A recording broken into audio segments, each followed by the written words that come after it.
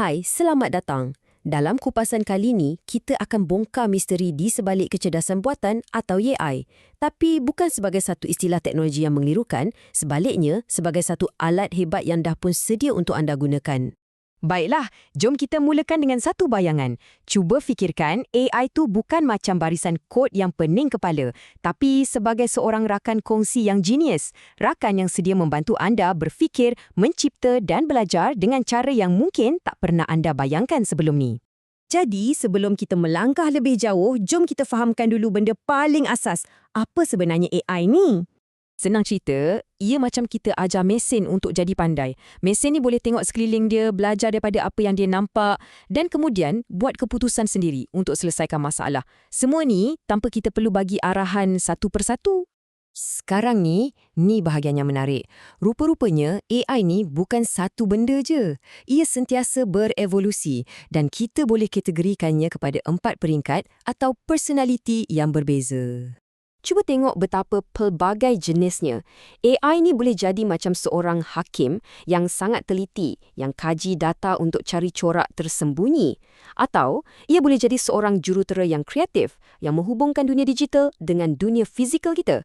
Setiap personaliti ni ada kehebatannya yang tersendiri. Okey, sekarang kita dah kenal jenis-jenis AI ni, jom kita fokus pada satu alat spesifik yang menggabungkan beberapa kebolehan ni dan boleh anda guna hari ni juga. Namanya Gemini. Cuba fikirkan beza ni ya. Kalau enjin carian biasa tu, dia bagi anda senarai link jawapan. Tapi Gemini, dia macam duduk semeja dengan anda. Dia jadi kawan brainstorming, tolong anda rancang, menulis dan hidupkan idea-idea anda. Dari draft pertama sampailah jadi hasil yang siap.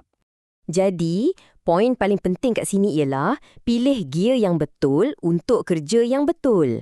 Macam kita pandu kereta lah kan? Kita guna gear laju bila kat lebuh raya. Tapi, kita perlukan gear yang lebih berkuasa bila nak daki bukit yang curam.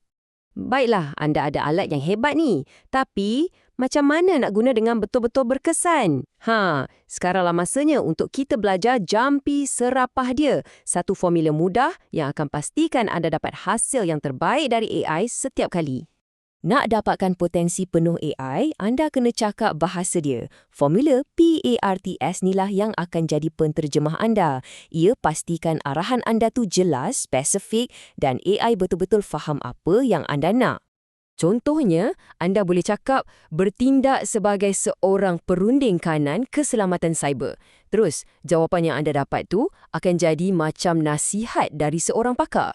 Bila anda bagi maklumat yang jelas macam tolong kenal pasti 3 risiko dalam kontrak ini, anda bukan saja beritahu AI apa nak cari, tapi juga kenapa benda tu penting. Ini akan buat jawapan dia jauh lebih fokus dan relevan. Anda kena tentukan untuk siapa jawapan ni. Adakah untuk eksekutif yang sibuk, pelajar sekolah atau pakar teknikal? Ini akan ubah nada dan bahasa yang AI gunakan. Dekat sinilah anda jadi pengarahnya. Dengan arahan macam pastikan jawapan ni tak lebih 100 patah perkataan dan guna nada yang profesional tapi mesra, anda bukan saja kawal isi kandungan, tapi juga rasa dan impact message tu. Jangan biarkan AI bagi anda satu longgokan teks yang tak tersusun. Minta terus jawapan dalam bentuk jadual ke, senarai berbutir ke, atau apa-apa format yang anda perlukan. Dengan cara ni, hasil yang anda dapat bukan saja betul, tapi dah sedia untuk diguna terus dalam laporan atau pembentangan anda. Setiap kuasa hebat datang dengan tanggungjawab yang besar. Jadi, sekarang masanya untuk kita faham pula apa risiko-risiko yang ada. AI ni bukan menipu macam manusia tau. Ia sebenarnya cuma satu enjin peneka perkataan yang sangat canggih. Dia sentiasa cuba teka perkataan apa yang paling logik untuk diletakkan seterusnya berdasarkan data yang dia dah belajar. Tapi kadang-kadang, tekaan yang logik tu boleh hasilkan fakta yang tak betul langsung. AI ni belajar daripada data yang kita bagi dan data kita tu tak selalunya sempurna. Kita kena sedar yang AI boleh warisi bias atau berat sebelah yang ada dalam masyarakat kita. Sama ada bias budaya yang abaikan pandangan lain atau bias sejarah yang ulang balik stereotip lama.